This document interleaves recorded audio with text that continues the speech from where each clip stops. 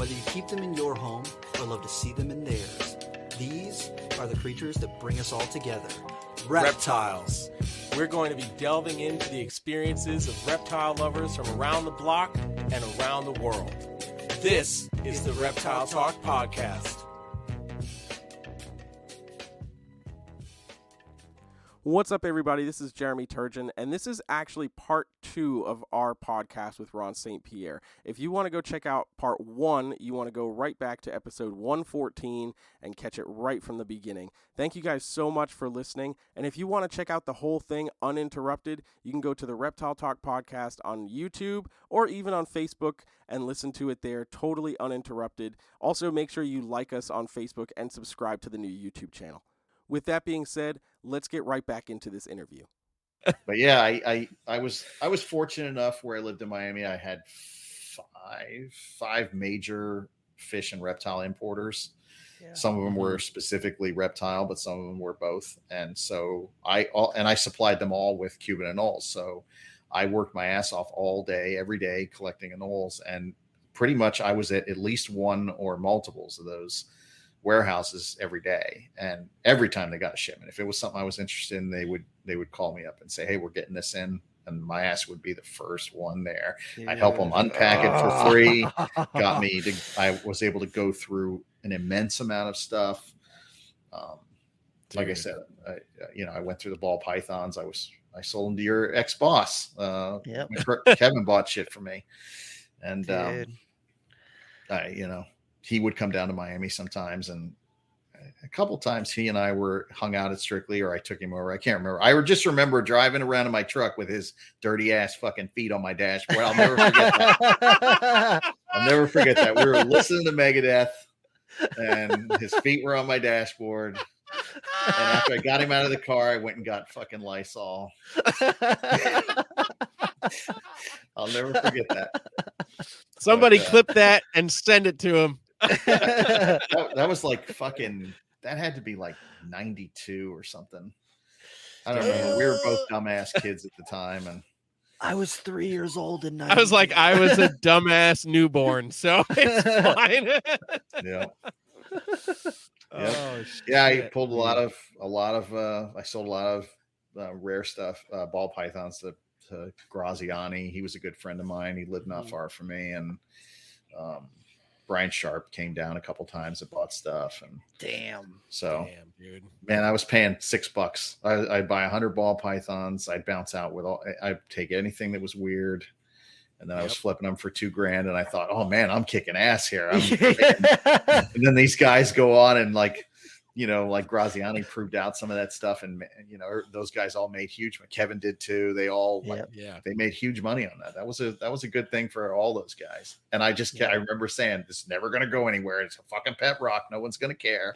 I look back at that and facepalm. I was like, God, man, I was so stupid. I should have. You're like, I had Google stock back then. Damn. Yeah. I did the same thing with the crested geckos. Fucking Alan Rapace and Philippe, and then they went over there right away after the first one was found, and they brought a bunch back. And Alan was like, dude, you should get into these. This is going to be a big thing. And I was like, dude, it's a brown gecko. No one's going to fucking care, man. It's small. and he still beats me up about that to this day, by the way. Of course. I'm going to say rightfully so.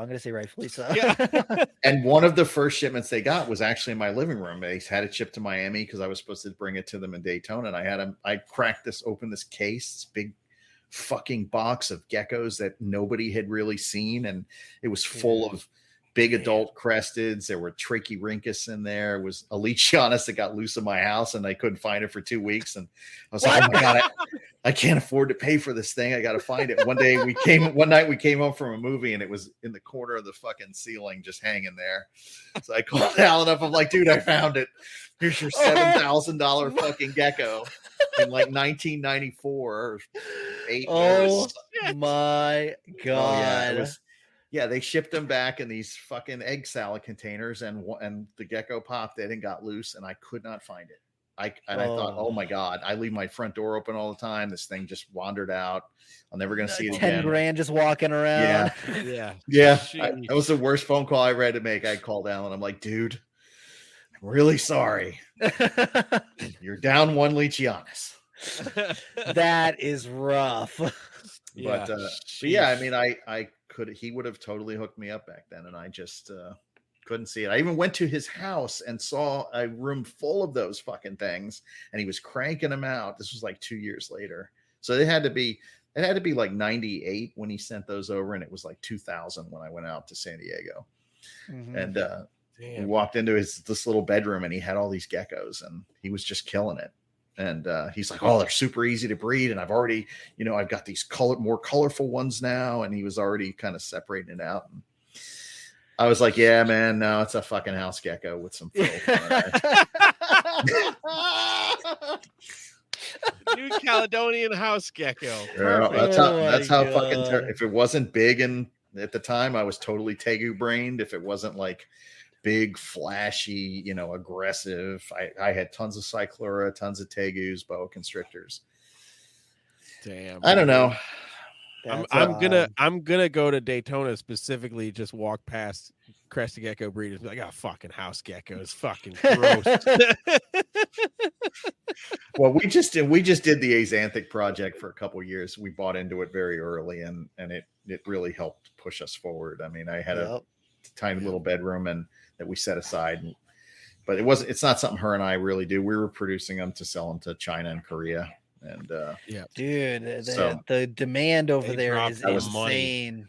That was absolutely insane. That little room made more money than this whole fucking property. I cannot even begin to it's a hard thing to wrap your head around. I expected when we got into that, I figured, okay, we'll probably be able to sell these things for $1,000, but they're a crested gecko, so they're cheap to produce, And then when people were throwing 15 grand at us for a lily white Axanthic, and they were buying them right out of the egg, and then all we had to do was ship them, I was like, that's fucking nuts. It's a gray lizard. Yep. That's this big. There's literally no precedence in herpetoculture of an Axanthic commanding those kind of values. Like, they're typically kind of an ingredient morph. You can do cool shit with them, but for the most part, they're gray and black, and they just never have. I can't think of any of them that have commanded that kind of value previously. I think even the ball pythons weren't really that high. They were. I think the only thing that I can think that comes close would be the Axanthic Moluccan scrubs. I think that they were like $8,000. Okay, well that's up there. Yeah, not quite 15, but yeah, I never thought I would see that. Yeah, and it's definitely interesting too, especially given how easy they are to reproduce. Like, yeah, you're gonna throw those numbers, like, you're not getting those numbers back in 2 or 3 years. Like, right? It's just not happening. It's because everybody's gonna be making them. Yeah, I mean, it's literally a lizard that can be bred by almost anyone. They're very simple, they're very easy, and I just like, how is that a thing? Like, what world did I wake up in? Did the CERN laboratory destroy our reality, and have we morphed into another one where people are willing to pay enormous amounts of money? So, for real. I think that if you look at the leopard gecko hobby, though, those are another one where it's super easy to breed. It's very accessible for people who are getting into the hobby. And I think that the appeal for the cresteds is that you also don't really need a ton of heating on them. And they have the powder diet. So people who are averse for eating, feeding their gecko bugs, they've got a powder diet that they can give it. And so people who are a little more squeamish, they can still have a cute gecko, but they don't have to give it the bugs that you have to do for leopard geckos. Yeah, for sure. For sure. I see my bulldog. She's having a hive outbreak today. So she's back there pacing. And God, and when you get a dog that has an allergy problem, it's the worst, man. That dog goes through periods where it just erupts in hives and just miserable, but it goes away. I'm sure Heather gave her Benadryl. Benadryl, yeah. But yeah, it's the salvation allergy cure. Right? Yeah, that or put you to sleep right away. Yeah. Poor old. That sucks. Yeah, she's good, man. But yeah, I mean, it's a lot of, you never really know where this stuff is going to go. Like, for real, or at least I sure as fuck don't. My prediction rate on shit is terrible. I was just gonna crested geckos. I was gonna ask, are there any species that you're looking at getting into going forward, you talk about the emeralds, which is like, those are a challenging species, I'll say. Are there any other species that you're looking to get into? Indoor keeping, outdoor keeping, and then like what do you usually use to as a meter as far as what attracts them to you? I mean, so previously, I mean, I love all this shit. Like, I find it all interesting. Everything from leopard geckos, all the way up to Bolin's pythons. I eat frogs. Everything is interesting to me, and that's probably what has led me down various paths. I mean, like I said, everything I attempt, I don't do anything small, but I don't do anything either huge. I kind of do this kind of middle. Like, I'm not going to waste my time with a pair of something because a lot of shit can happen. You can get so I kind of tend to vacillate between 20 and 40 of a given specimens of a given project, if I'm going to do something. Yeah. So I've done a lot of stuff, and I love it all. I've enjoyed every bit of everything, except for cleaning crested gecko shit off the wall. Fuck that. For real. But they purposely shit like on the front glass too, just to mess with you. Yes, it's no point in keeping them clean. We sold the whole project this week, and I was like, bye. Goodbye. Get him the fuck out of here. I'm going to put baby out. No, I mean, honestly, for me, I plan to do these emeralds until they fucking put me in a hole and cover me with dirt. So I'm going after this extremely hard. And I've shed myself of everything. Like, Heather and I are a 2-man team. She does basically all of all the different types of dragons, the frills, the leisure eye, the bearded dragons, and the blue tongues, and banana pectinata. Then we had a bunch of other species we were working on a smaller scale. We had Pseudocordylus subviridis, we had Xenogama, stuff like that. So and then all the anoles. So the only anole that I'm going to continue to run for the next year is Podior and Ludogalaris. And then I may cancel them next year once I have enough emeralds, but I may keep going. I love those, and they're really awesome. But I'm looking at that. I basically want to do emeralds. I want that to be my fucking thing. That thing that I just do better than anything else I've ever done. Where people look at them and go, "God damn, those are fucking awesome." Hell yeah! So in order to do that, I need to really throw myself into this, and that's why I'm going at this on the scale that I'm doing. This will be the only thing that I do. 100% will be devoted to those snakes. I have some basins, but it's going to be mostly northerns. It really wasn't intended that way. Initially, I thought, okay, I'm going to do half and half. And then, we got the Notochondro, and then I also got a bunch of other shit, some stuff I haven't shown yet. So I've got all these different northern things. Honestly, and then also the wait time on getting the Batesi to breeding size is a hurdle. A big hurdle. Yeah, for sure. So eventually I will add those, but it probably won't be for a couple years. Like I said, I'm keeping the 4 that I have. Maybe if some come up at some point in trades or, I don't know, whatever. Right now, catching nitanoles. I'm go back. 1,000 nitanoles for half your basin. Right now, I'm keeping the war chest in case anything else, any weird northerns pop up anywhere in the world. So I don't want to sink it into stuff that I can get captive bred, fairly readily. So it's kind of and until the whole system is done. But yeah, I mean that really is where I'm going. You probably will not see me after this year. I mean, I produced a bunch of anoles. I'm going to take a ton to Daytona.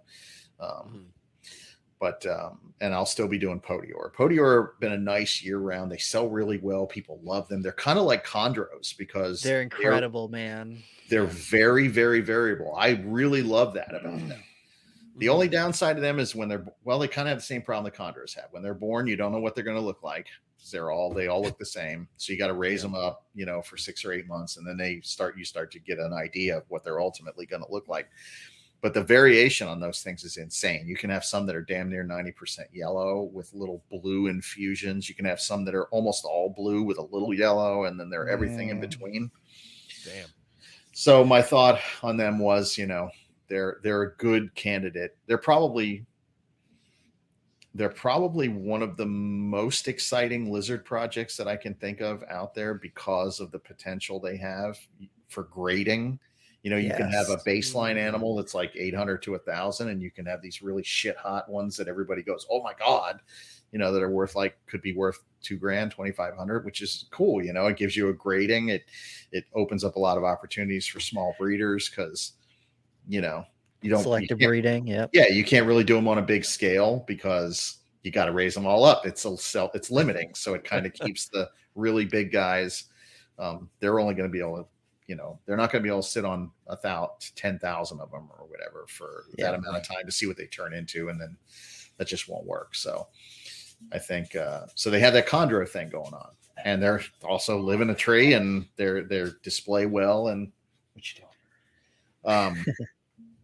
You know, so there's a lot of cool things about them. So that's made me very hesitant to jettison that project, and that's why it's still here. Keep them. There's a good chance. I got to work out some kind of better baby system for them to be able to raise them, so I can get them to the colors to color up. I think people would be much happier, just like with chondros. You know, I mean, you put a shit hot chondro up there, and everybody fights over it. Yeah. So I think I feel like they have the same ability. I've never actually worked with a lizard that had that. Like everything I can think of, almost all of them are fairly uniform. But those guys, they don't have that. So they have that extreme variability. So, dude, that's awesome. And then the blue tongues, you know, the blue tongues are just nuts. We proved out new ones and produced the albinos or head albinos now. So yeah, that blue tongue thing that's been Heather's big thing, and we got it all worked out and developed a system, and so that's going to be her primary thing going forward is what she's putting most of her. But she can multitask. I can't fucking do it, man. I can really only focus on one thing at a time. The multitasking thing just ain't my gig. So pulls you in too many different directions at once. Yeah. I'm just, man, if I have a target, I'll lock onto that target, and I'm not going to get off of it. And that's what that's how I work. But if I get sidetracked, then all of a sudden I lose the target, and look at that squirrel over there. And then the target gets away, and, you know, there's all that going on. So I realize that I suck at multitasking. So I'm going after just one thing, because I thought about doing emeralds and Amazon tree boas, and because I love all that stuff. But the Notochondro, getting that, I was like, you know what, we need to just, dude, that thing's so freaking sick, dude. It's so cool. Yeah, and I'm fairly certain that's genetic, because there have been 4 of them caught over the last few years. Yeah, they're all Snakes dead. At Sunset. Yeah, Mike got it, and Mike's the one who got me that one as well. Really? So yeah, he and I are good friends. And when he told me that thing was available, I had to wait like a month, and I was like, man, somebody's gonna fucking get that thing over here. And so when it came in, when I got it in, I was like, you know what, I'm not going to show this off. I'm going to sit on it. It didn't even take 24 hours before I posted that fucking thing. You're just looking at it, you're like, yeah, this thing's too incredible. Too good, man. Yeah, I just, you know, I was going to sit on it, man. I was like, you know, I don't know if I want to show this yet. Let me see what happens with it. But that thing's doing real well. It's hell yeah, fucking amazing, man. That, like I said, can't stop looking at it. It's so fucking cool. And when it's uncoiled, it's way cooler looking than it looks. I can only imagine. It's got white infused all through its spine, and, you know, on the sides, and it's got a bright yellow. When it's in the sunlight, it is unreal. That thing is just, it glows. So I did not think it was going to be that good, to be honest. I knew it was cool from the photos that they sent me, but and how long it took, I thought, oh man, this thing's going to be a dehydrated piece of shit. When I get it, I'm going to have to do all kind of shit to get it back. And I got it. It was fucking beautiful. Damn. That's awesome. So yeah, that's awesome. I don't know, man. I think that's going to be my gig for quite a long time. Dude, I'm so freaking here for it, man. Corrales as a whole, man, like they you know, they get attention, but they don't get nearly the attention they deserve. They don't get the love they deserve, especially not on a large scale. Like there's Yeah. just nobody that's really putting in that time and effort. Well, that's because it's high risk. I mean, it is high Right. risk. There's a lot of fucking risk here. And that's how strongly I feel about the system that I've designed for them, is that I have gambled it all. Like I'm kind of hedged it with the skinks, because we broke enough ground on those skinks this year where, we have 21 head albinos, which as far as I know, no one else has been able to do. We have, we proved out a brand new Irian Jaya hypomel that's fucking amazing. That has like a bubblegum pop on its, so we proved that out. We have another of our own northerns, this weird aberrant pattern thing that keeps popping up out of a certain pair. And now we've got a small army of them. So the skinks alone will allow us at least to survive if what I'm doing totally fails. But yeah, I risked it all. I mean, I spent 10 years building that anole thing to a point where it was really starting to bring in income, and it was, I had it all figured out. And then I thought, you know what, if I don't fucking do this now and throw everything into this, it's never going to happen. It's never going to happen. So I was like, fuck it. And shit. But Heather was totally on board. I mean, when I sat down with her and I told her, I was like, look, I figured this out over a fucking hamburger at Culver's. Yes, Culver's. Oh my God. The Butterburger, man. It's like it's only one step above the shitter, so it's got to be right. 10 years I worked on that in my head.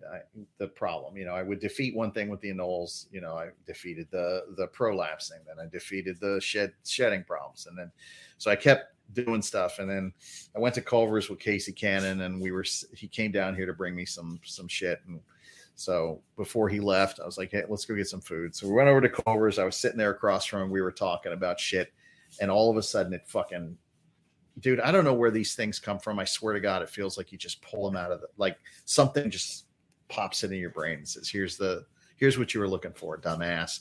Yeah. And it was one of those moments. And then I looked at him and I was like, dude, I got to go. So I took him, drove him back to my house. He got in his car and he went back to Georgia, and I fucking went in my house and started writing shit down. And I was like, oh my God, I fucking completed it. This is the whole fucking picture here. So as soon as I was done with that, I went in the house. I told her. She was like, oh my God, that's it. So then I sat around for a week trying to I couldn't even sleep. I kept writing shit down. I was like, oh my God, that means that this causes this, and then this does this. So I spent like a week, and then I started to formulate the plan. I'm like, all right, we need to sell down. At that point I had 75 adult anoles that were produced, or maybe it was 16. I don't remember. It was 65 or 75. It was a shit ton for these various anole projects.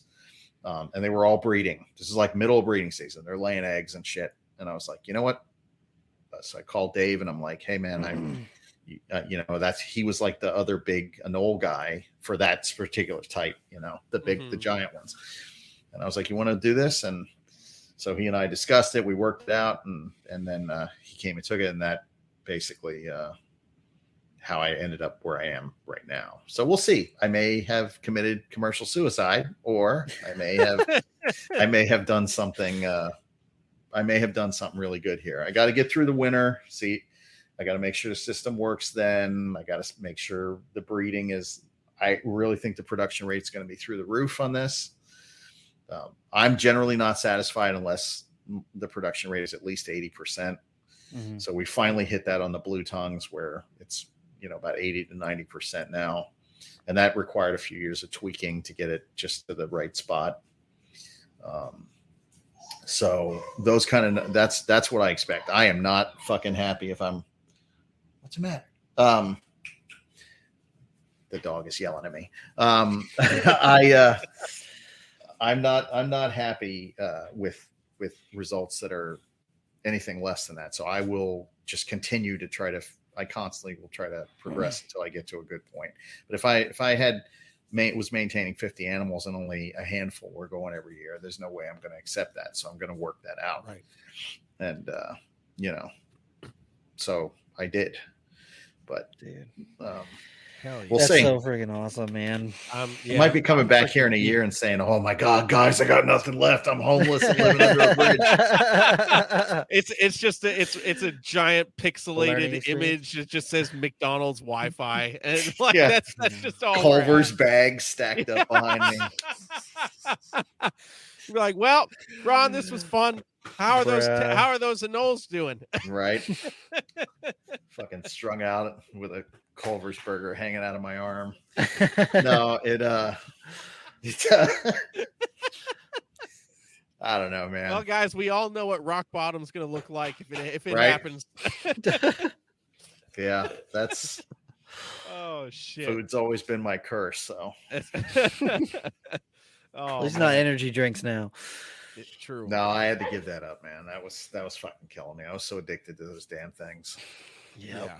You know, it's a gaming thing. You know, you fucking gamers, all of us do that. You know, you maintain focus. You pound a goddamn energy drink, and as soon as you run out of focus, you fucking do another one.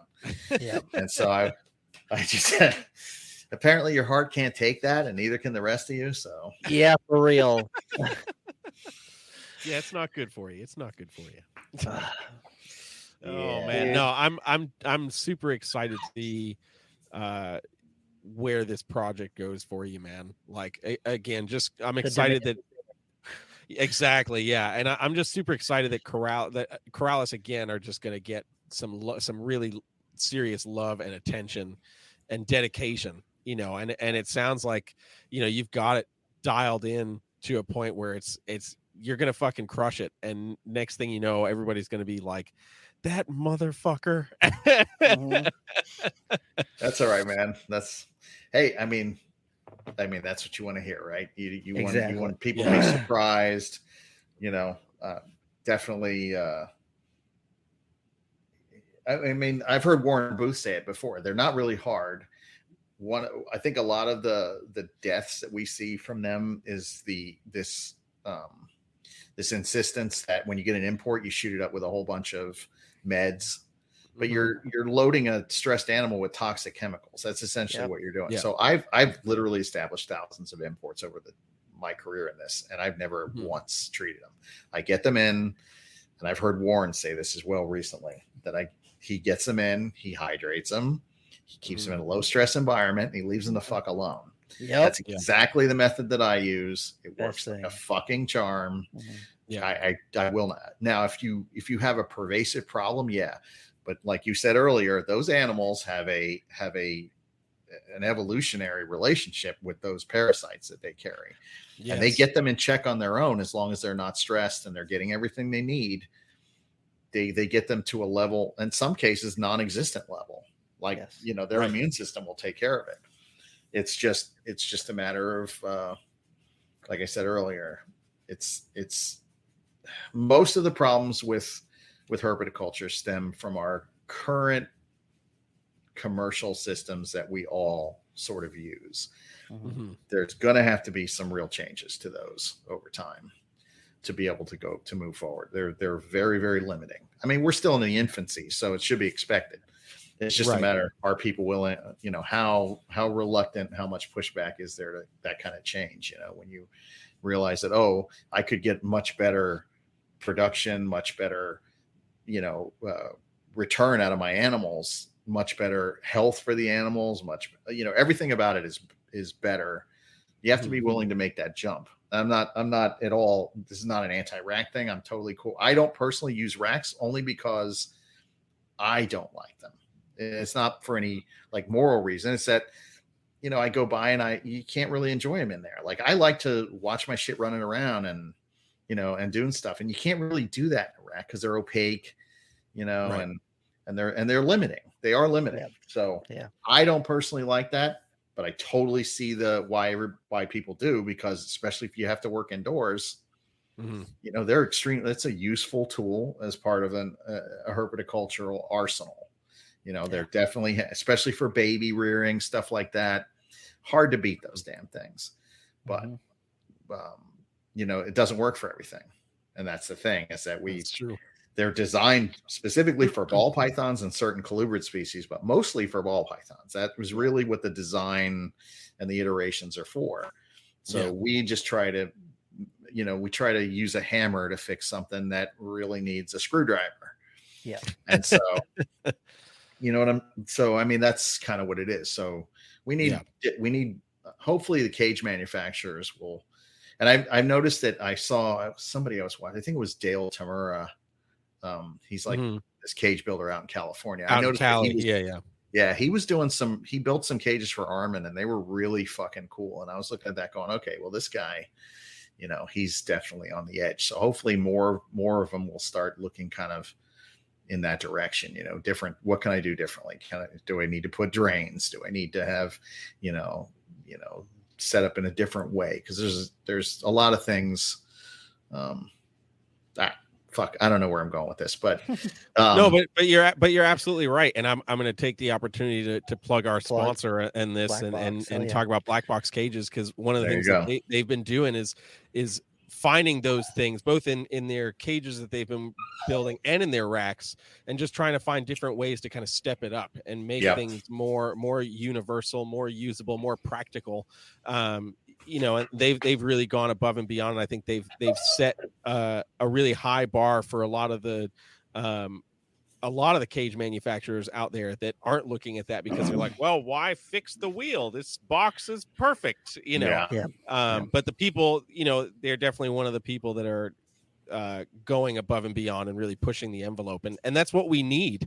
Herpetoculture, you've certainly seen it. We've all seen it, has grown in leaps and bounds as far as what we're keeping things in and how we're keeping them, but there's still so many ways we can improve, especially as technology is as advancing as quickly as it is. There's so many different ways to approach things, and I'm excited by it, because I've been to Dale's place too, one of the last times I was out in Cali, and I was like, dude, this is a really different approach. So it's cool. There's just so many people that are they're getting their brains to work. And they're not just putting boxes together. Right. And it's a good thing. I mean, but that's risk, it's risky to try new shit. Like, you don't know, could blow up in your face. You don't know if it's going to work. Yeah. Every time. So it's cool that we have people that are going out there and doing that. I think we need more of that. Because somebody's going to break that paradigm sooner or later. You never know. Might be coming anytime. It's true, man. And I want to touch on this too. I just to go back to what you were talking about as far as like all the import emeralds. Like, I've always found it interesting, because most of the Amazons that I have are imports, and I've always found it interesting that cousin species coming from same regions, and one requires all of this attention to establish and the other does not. Like, I that's always been bizarre to me. And the couple times that I have had emeralds come in, they've been imports, and they've never given me any issues like that, unless a stress factor comes in. And then you're like, well, shit, but also at the end of the day, the same can be said for captive bred animals as well. I've had captive bred of Amazons that something goes wrong and they get stressed out for some reason and drop, and it's like, how? You're supposed to be this bomb-proof creature now because you were produced in the good old US of A. Piece of shit. I mean some of that stuff is out of anyone's control. Some of that's just random. It's a living thing, it could fucking die. But you're right. I mean, it's because we just don't really understand those animals yet. I mean, Amazons, I bred Amazons back like when I was a kid. That's always been one of my favorite snakes. Used to buy imports, kept for a couple years, usually a year or two actually, and they would breed. Like, they were super, and they were awesome because you never knew what you're going to get. You get a fucking pile of babies. Sometimes you get a whole bunch of red ones in there and orange ones and yellow ones. And I love that about that. It's one of my favorite snakes by far. Yeah, that's why I've always seen the stuff you do. I've seen a few other ones, people out there that post real. I think fucking Big Mac. I call him Dennis McNamara. Yes. The fucking Dennis. Dennis has some fucking cool ones. I just called him Big Mac on air. I'm Sorry, gonna Dennis. I'm gonna Great. save his contact info That's now great. under Yeah, I Big need Mac. to That's change in happening. Big Mac in my phone. Yeah. I think I actually have him as that in mind. Oh shit. Yeah, he's gonna kick my ass in a couple weeks.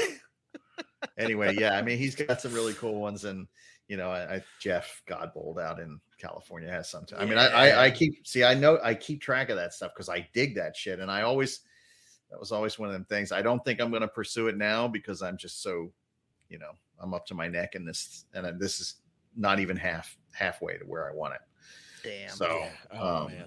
Yeah, when you told me numbers and points you're trying to get to, I'm like, holy shit, dude. I don't fuck around, bro. Yeah, man. I'm just damn. I mean, the goal is to have a year-round supply of captive bred emerald tree bows. That is my goal. So I'm be the place that you can call. There's a lot of different variables. I'm gonna do things to make sure, to grow them out. You want a shit hot white one, we'll have that. If you want some crazy thing, and the Pixel project is its own beast. And then like I said, I have quite a few others that are not normal by any stretch. So I've been showing them little ones off here and there.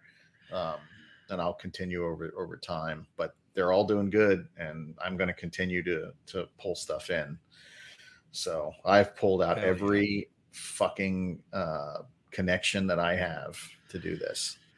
So hell yeah, dude. That's I don't know, man. Like I said, I told you before we got on, this is the first time in a fucking long time that I have been all in and totally stoked about what I'm doing. Like I'm back to 100% of what I have is in this.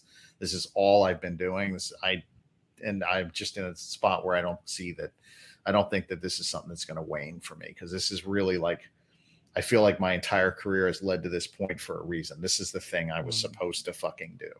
Yes. And so, yes.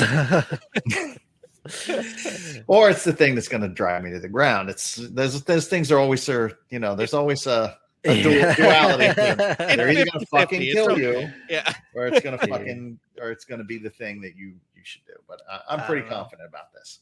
Yeah, dude. That's awesome. That's how I feel about the scrubs, getting the clutch last year and then getting another clutch this year. I'm like, everything that I've done up until this point has led up to me being able to do this. And like, don't get me wrong, there's still things that I want to, work with in the future, but all of the things that I've done in the past and all the things that I've learned have led up to me being able to, reproduce these scrub pythons. And it's just like, every time I touch one, I'm just like, this is the most amazing thing I've ever seen in my life. See, and you're lucky that you're young and you got to that point already. So never let that fucking go. I mean, dude, whatever you got to do, you fucking hang on to that. And you stay on that path. Whatever happens, don't get off it. Because if that's how you really feel about it, you're in a really good spot. Because it took me till I was 54 years old to get to that spot. Like, I've done a lot of shit and I've done a lot of cool stuff, but none of it has been something that I would say, okay, I can see myself still doing this in 20 years if I'm still above ground. So I honestly can't say that about anything ever. Tegus, none of it. The Knowles, they always had like, I could see doing this for 10 years and then I'll be done with it and on to something else. Yeah. But this is the first thing where I can say, okay, this is how I'm going to fucking roll now for until it's over. Dude. So damn. Hell yeah. That's dude. Wild. Yeah. It's nuts, man. No, I feel that because like literally you can ask Kristen, like every single time that I take out a scrub python, I'm just sitting there and I'm like, I always say, I'm just like, this is the most incredible animal ever. I just love these snakes so much. And like, I love my bloods and my short tails. They're cool. When I'm taking them out, I'm like, okay, doing my thing, but every time that I take a scrub out, man, every single time I'm just holding them. I'm like, this is the most like incredible animal. And it doesn't change for me. I'm still as enamored with them as I was when I saw the first picture of them online in 2005 or whatever,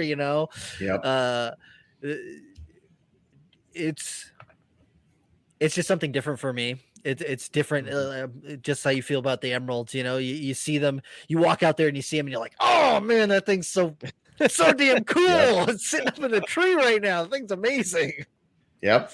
And I've had that feeling for almost the entire time. Like the first time I saw Living Snakes of the World, that Merton's book that has a big fucking emerald tree bow on the front. And then prior to that, other photos that I had seen in books, I always said, that is the fucking shit. But every time I looked into it, you hear all the horror stories. So I was like, well, do I really want to risk my career, my collection at the time, because I've been making a living on this the entire time. I've never really made it money, but I've always been able to make a living. And that's actually all I ever gave a shit about. Right. I just wanted to be able to not fucking work a job and to have my total freedom and just make enough that I can keep the lights on, keep food on the table, all that shit. So I've never really pushed it. That's kind of what keeps us as a creative business and not a business, we're, and that's why we don't have employees. Cause when we put something out, that's like our fucking, our painting. Like, we want to know that we did that. We didn't pay some guy to come out here, and do the work. Cause it's just not the same. There's nothing wrong with that, but that's just not what we want to, what Heather and I care about. Like, what we care about is that's fucking thing. We made that. I made that. This was, my work. Every ounce of sweat that went into that came from me personally. Mm-hmm. So that's why we operate that way. And, I just, but again, I couldn't risk not keeping the lights on if everything I heard about these things was true, especially, so finally, once I figured it out, I was just like, God damn, this shouldn't be the case. This is just because the whole thing was initially built on a faulty, you can trace it all the way back to the beginning, but it basically is a faulty set of parameters that were initially adopted. And then everybody kind of took it for granted and accepted it, and then made some erroneous conclusions based on some things they saw. So like I said, I'm going to write a fucking book about this, or at least at least I'm going to write notes and have maybe somebody smarter than me write a book. but either way, and I need a year to really prove it out, because I don't want to, have people go out and hear, oh, Ron St. Pierre said this and now all my shit's dead. No, I don't want to. No, yeah. This is solely my risk. But yeah, once I thought I had it, I was like, fuck this. I'm going to go do what I want to do now. Yes. So yeah, dude, that is where it's at. I don't know, man, but never let that fucking scrub thing go, dude. I would, like I said, if it wasn't for Florida, I would have probably had those a while ago, because it's a fucking giant tree snake. I totally dig that.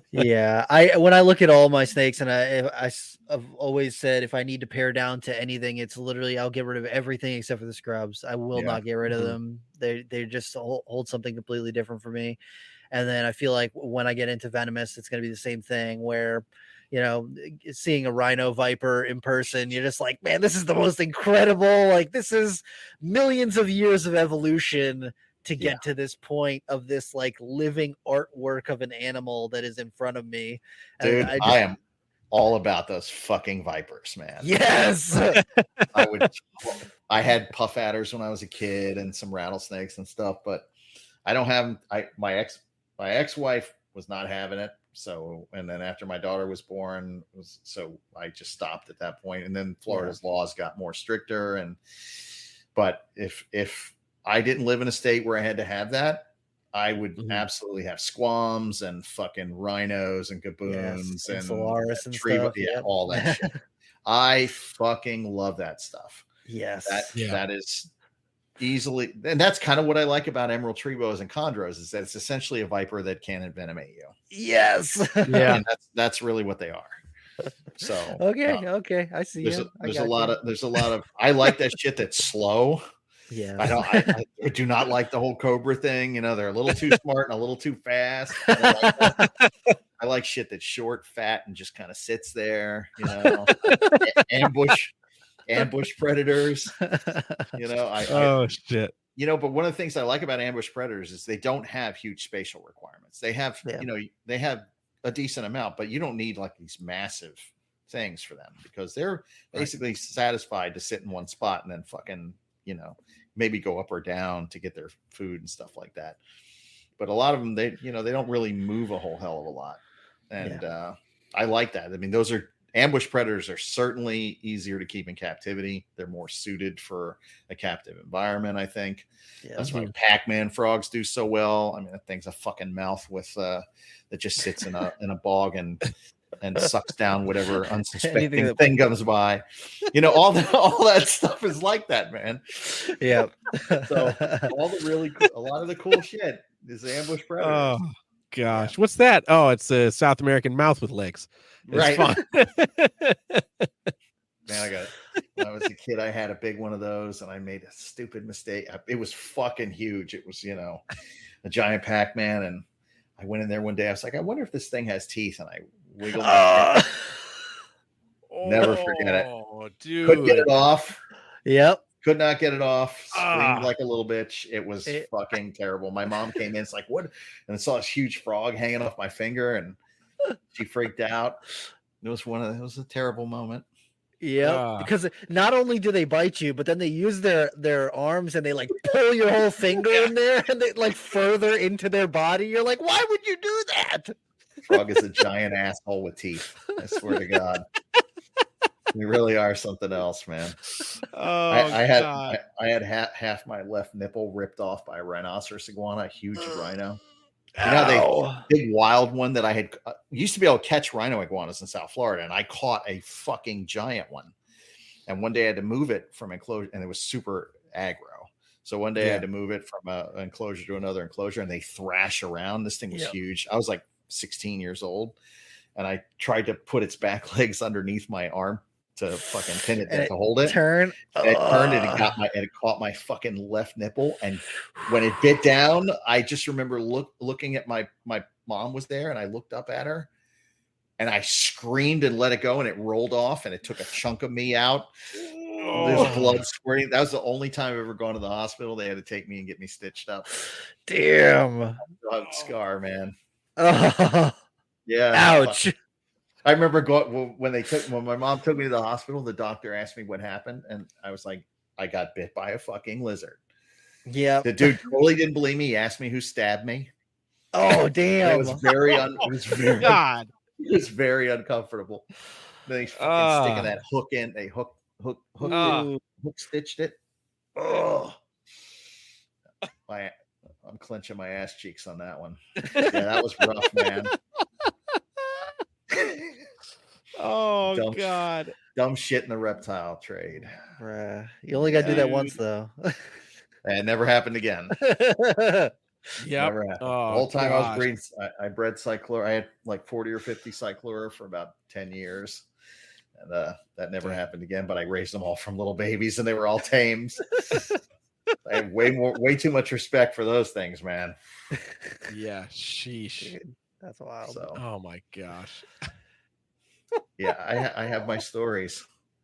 I jumped on a giant fucking Nile softshell turtle that was buried under the mud on Key Biscayne in the old Crandon Park Zoo. They had abandoned it and left there was all this shit running around in there. And when I was a kid, I saw the outline. I thought it was facing out. It was not. It was facing in, and it bit me on the inner thigh right underneath my fucking nuts. And I was in the water, and I looked down. My friends were all there, and all of a sudden, the blood streaming out, and I thought I was screwed. And then I fucking looked down, and I was like, "Oh my god, thank God, it was just." It's still there. They're still there. It's okay. Yeah, it took a huge chunk out of my thigh. I never. Oh my god, dude, that turtle was so big. That was one of the biggest turtles ever. I pulled matamatas out of that place. Lots of different soft shell. Man, in the 80s, it was this old zoo on an island that was completely abandoned. It had been abandoned for decades. There were water monitors in there. There was tons of iguanas. I almost caught a African slender snouted crocodile. I caught huge caiman. Yeah. That place was amazing. Like me and my friends used to all lie to each other's parents and say we were going to sleep over at each other's house. And instead we would take the metro bus and go out to this island and sleep in the monkey cages at night and spend the whole weekend there catching shit. Then we would get back on the bus on Sunday and take it with bags full of fucking herps and take it back home. Yep. all through my my and that God. trip was 3 metro buses and the metro rail, so it was like there was a lot of Oh my gosh. People transfer looking at you like, changes. what the hell are you Yeah, oh yeah, that happened a lot, man. One day Coming back to mom and dad being like, those aren't Nida Knowles. Yeah. No, my parents were cool with that, but yeah, we had gotten thrown off buses before, and damn. Yeah, the bus driver's like, "You're not getting on here with that." Like, You're trying to get on with a bag, and there's a fucking caiman tail hanging out of the bag because the caiman was too big to fit in the bag. Oh my God. Oh yeah, that zoo was amazing. I was like 15 years old, and that was the shit. Bro. So we fucking Oh crash my in these old God. monkey cages. That thing's still there, by the way, and people tell me they still go there. And now it's a park, but there's still all kinds of shit inside the park. Damn. Like it's crazy. It's on Key Biscayne. Yeah. Yeah, it's the old Crandon man, Park Rob, Zoo. we gotta go. Yeah, I gotta go. It's cool, man. I think a lot of the really rare stuff is probably gone. I mean, we caught a lot. Like I said, we went there every weekend, every fucking weekend for a huge portion of my life was spent there on that island. Damn. But yeah, so dumb shit, man. Dude, that's wild. I learned a lot from that stuff, though. Never jump on a giant fucking turtle when you don't know where its head's facing. That's probably not good to try to hug a nasty rhino iguana. So No. These are all very helpful, insightful yeah, right. tidbits of knowledge. Not so legendary now, huh? No, it just means that there is a turtle that has a piece of the legend inside of it. Yeah. My fucking DNA got shit out by a giant turtle. Oh God. Dude. It's a legendary shit.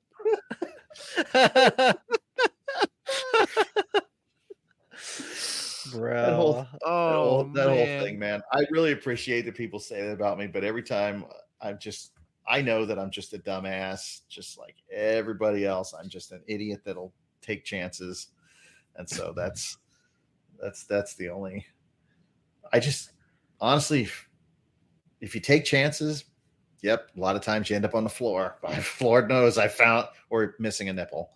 But I mean, but if you do take the chances, though, when you win, it's fucking worth it. Win. Like all the bad shit that ever happened, the times that I've won have been amazing, and the times that I've lost have been amazing. Like I said earlier, I mean, I honestly wouldn't have learned a lot. I would have never had the successes that I had I not, literally had my face ground in the floor a few times where I was like, oh, fuck, I should quit. Maybe I should go get a job at Home Depot or some shit. I mean, I have thought that several times where I hit the bottom. I wouldn't trade any of that. I'll take every bottom that I ever hit. I do it over again every time because, I learned a lot from that, and it let me, stop being like I was a dumbass. I mean, honestly, most of the times that I hit those things, it was because I got arrogant, or when I think back, the root of all the shit that was arrogance. Like I made a name for myself pretty early. I was young because I have been in this business since I was essentially a little kid, like 16 years old. I didn't really start breeding stuff. I was about 18 when I really started. I was breeding Burmese pythons and retics and shit. And then I made a name for myself by the time I was in my early 20s. And when you're in your 20s and you have people from all over the place telling you, oh my God, that's really awesome that you did that. And man, that fucking goes to your head. That's a mind fuck. Yeah. And it made me particularly, I was stupid. I was arrogant. I thought I could do no wrong. And every golden nugget of wisdom that fell out of my ass was amazing. That's what I thought for a while. And eventually, you learn life will fucking teach you some lessons. And it did. It humbles you. Yeah, for sure. Yeah, for sure. So that's, I see a lot of that today. You see a lot of these kids are getting some successes. You see it on the internet. Oh, I know what I'm talking about. And I'm thinking, oh, dude, no, you don't. The wall that's coming for you. Yeah. But, and the ones that hit the wall and pick themselves back up are the ones that'll still be there 20 years later. And the ones that don't, they'll go do something else but it's just important that when you smash into that wall, you get back up and fucking forge on whichever way you were going. Just, try to change your perspective about shit, because that really is the key. I think that's the key to everything. If you can get your ass out of that cave and walk out into the sunlight and see there's a whole lot more to the world than what you experienced back there in that fucking cave, then you can do all kinds of shit, and the sky's the limit, really. Yeah. So a lot of people say it's about you need money, you need this, that. No, not really. No, there's ways. I mean, like I said, I literally had nothing, and even right now I'm coming back. I got divorced in 2016, and basically I knew that Stella could not, so I gave her the house and the car. I was just like, in my truck, I was like, you know what? I know she's not going to be able to go out there and really rebuild. That's just not in her wheelhouse, and do her own thing. So I was like, you know what? The house is all paid for. You keep the house, you take the car. I'm going to bounce out of here. And I spent 2 years homeless, kind of couch surfing, and I basically lost everything. And I built this back up to what this is now, since 2017. So it only took me 5 years, 6 years to get past where I have ever been before. Damn. So, and that's all the while, doing that. So, I mean, and I was broke as fuck when this happened.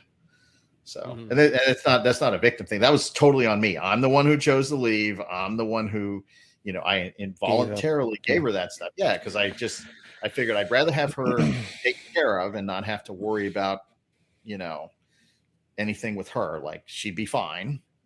But her and I were just,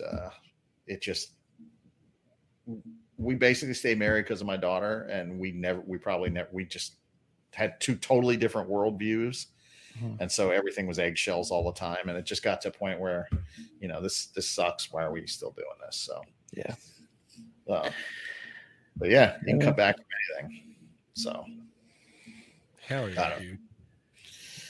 That is incredible. For real. Whatever. But, the legend. It wasn't so legendary when I was sleeping on couches, man.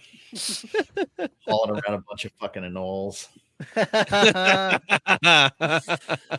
with my friends, the shavers that have rock and roll geckos, and I did that for a while. And then Scott called me up and it's like, hey man, he was in the middle of a divorce, and he had his ex-wife demanded a McMansion to live in for a while. So he rented one for a year, and then she moved in it and then didn't like it and left. So he's like, I got this fucking place I paid for a year. So I lived in this fucking house that I had never experienced anything like that. It was like marble floors and shit. I would literally come in this house, go up the stairs to the bedroom, and stay in there. Like, I didn't want to touch anything in that house.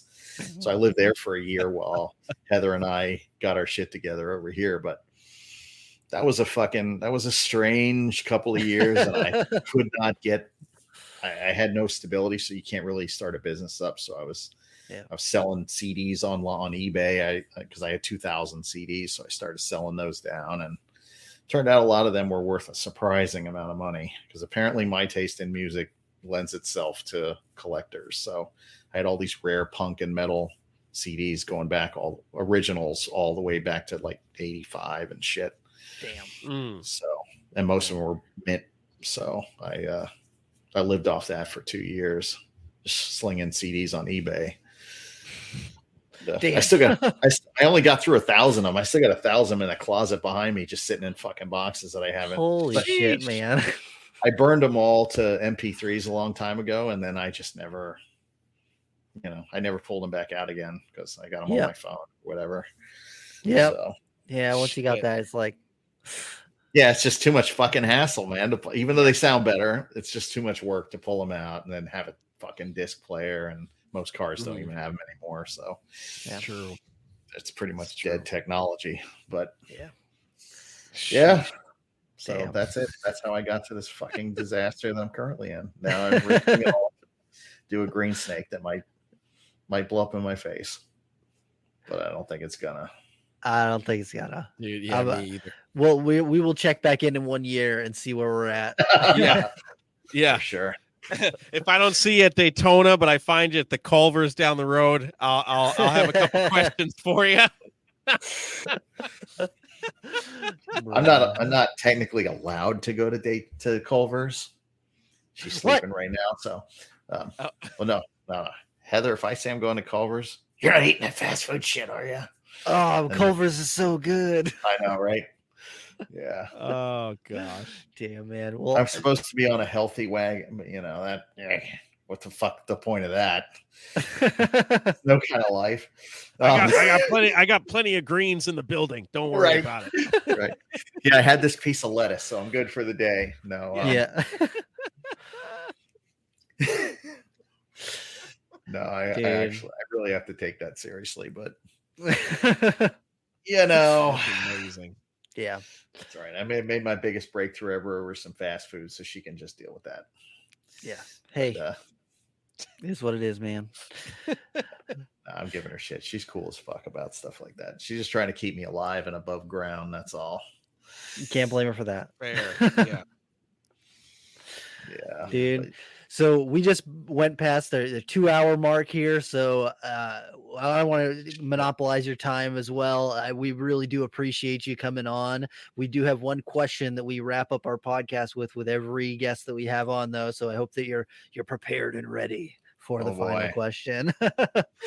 I'm sure we probably know what the fucking answer is, though. Yeah. Our question for the end of the episode is: what under the great realm of reptiles, the great umbrella of reptiles, whether it be something that you're working with or something you've seen online, something somebody else is doing, what is something that has you excited about reptiles right now? Let me think. That's a hard one. Brown and Knowles. Yeah. No, I got albinos. Yeah. Yeah, no. Do you have albinos?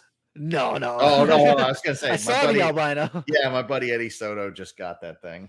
Yeah, that's another one. I don't see it, but I have a feeling that he's going to be rich, and I'm just going to fucking be working for him in a couple of years because it's albino brown and all empire.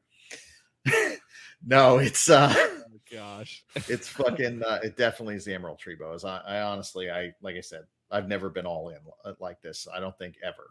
Like I've never had anything where I was just like totally fucking, maybe with the croc monitors, maybe they beat me up pretty good because of how difficult and all the problems that I went through trying to figure them out. And I was not anywhere near as experienced at that point with those. That was kind of like in the middle of my career kind of thing. It was like one of the first really hard things I ever took on. I don't really count like cycler and shit as difficult, but the croc monitors were considered unbreedable at the time and extremely difficult. And it required a lot of thought to get them to go. But so I was all in on that, I think, but not like this. This is fucking like something that I just, like I said, I'm losing sleep over it. Like literally, I will wake up at 2 a.m. and go, oh my God, I got this idea. And, maybe I should pair this one with this one. And what about doing some locale stuff with these? And so I am tracking everything so that, because I don't know what's going to pop out of some of this stuff. It's all fucking imports for the most part. Once you start breeding, I learned a long time ago that when you start breeding imports together, sometimes you pop out albino fucking tegus that you never thought were coming, Yes. So I'll never forget that. But so I'm giving a lot more chances, and that's kind of why I'm doing it on the scale I'm going to do it at. One is to have a year-round supply. Two is to mine for other things, for new stuff, because that's how you find it. Yeah, you don't fucking, you either get lucky and somebody brings it out of the wild, or you throw a wide enough net that you up your chances of actually getting something cool. And it's shocking how often that actually does happen. Everybody thinks it's like super rare, but it's not really that rare. It's rare enough, but I've had it happen several times. And I think we just had it happen here with these skinks, maybe 2, maybe even 3 times. And it was at a relatively small pool of animals. It's not like we were throwing a huge net there. Right. Yeah. So it's and it happens, herpers find it all the time. It's recognizing it, because a lot of us, like, I've totally missed shit. Totally missed stuff. Like I hatched it's kind of funny, actually. In the early 90s, my bearded dragon colony I brought in some new blood, and they started throwing these fucking scaleless animals. And when I saw them in the incubator, I fucking panicked. And I got rid of them all. I fed them all off to other things. And I was like, oh man, I never told anybody. I was like, oh my God, I got these fucking genetic defects. you can imagine my surprise in 2010 when I go into fucking Daytona and I see silky bearded dragons for like $5,000, and I was like, get the fuck out of here. So damn. Fortunately I had old photos from back then, and I'm going through them and I look and I realized that some of the ones I had were smooth scaled. They were fucking leatherbacks, like all the way back to the 90s.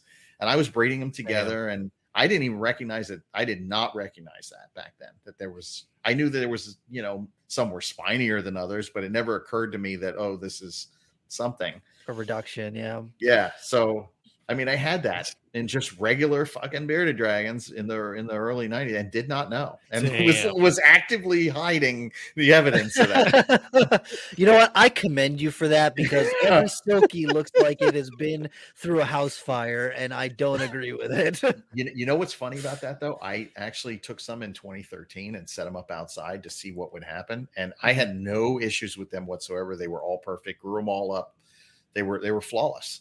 Damn. But it was outdoors. It's a humidity problem with them, really. But I mean, but then breeding them has a huge set of issues. You can't really use females, because if the male grabs their neck, scratches the crap out of them. Yeah. So they're really the scaleless thing. You know, with snakes, it's not so much of an issue, but with scaleless lizards, are just it's problematic as hell. It's got too many issues. Like the males are fine, but the females are not. But how do you not produce? You can't really control the sex that you get. So it's really kind of those, you know, I guess if they're going to pet homes, it doesn't matter. But then in a dry box, though, they have all kinds of skin issues and all that shit. So, but yeah, I was surprised. Everybody told me, oh no, they all die, and they can't shed, and they can't do this. And I put them outside, and they were exactly like their normal counterparts, but they were actually in humidity. I mean, those bearded dragons, they seek out high humidity. They're not a low humidity animal like these people, like everybody thinks.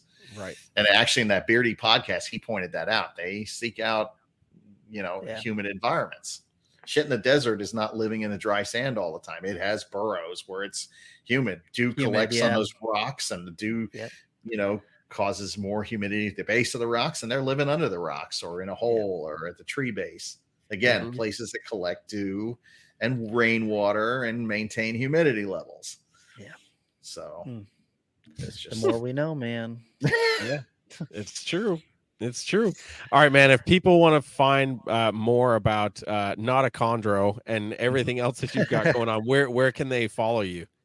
Well, you can see the Not a Chondro exclusively on Ron St. Pierre's Facebook page and Instagram at something. I don't fucking know. Look me up on there. It's easy to find. And also at Fairy Tale Dragons on Instagram and Facebook, and I think we have a website. We also are on Morph Market. I honestly, I don't know what goes on that side. I don't want to even know what goes on the business side. Heather handles all that. She tries to tell me about it. I'm just like, okay, that's whatever. And I just kind of, I leave that to her. Doing the reptiles. Yeah. Yep. Well, it's kind of a part of it's like two cooks in the kitchen kind of deal. It's better to just let her, she's way smarter about that than I am. And, but yeah, so Fairy Tale Dragons, TAIL, on Instagram and Facebook, and then me, Ron St. Pierre. You can either follow me or send me a friend request, and I'll boot some dead account to add you, and stuff like that. Yeah. But that's the best way. But not a chondro, man. It's the fucking future of emeralds. Dude. Yes. I'm so stoked. I'm excited for it.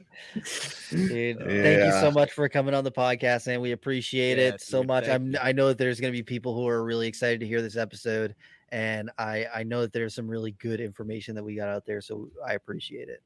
I appreciate it, guys. I really do. Anytime you want me back, just let me know. Hell yeah, dude.